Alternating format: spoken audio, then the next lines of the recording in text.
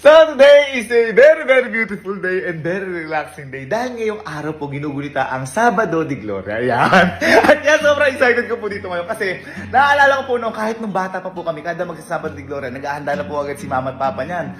Kung nangihiram na kagad yun ng inflatable swimming pool. Tapos kami yung magbobomba, ilalagay namin sa garahe, doon na kami magtatampisaw.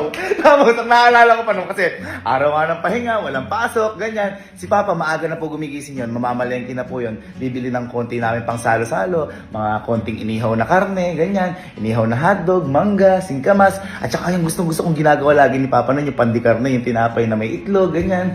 Kaya sobrang excited ko po ngayon kasi ngayon lang po kami magsasabado de Gloria.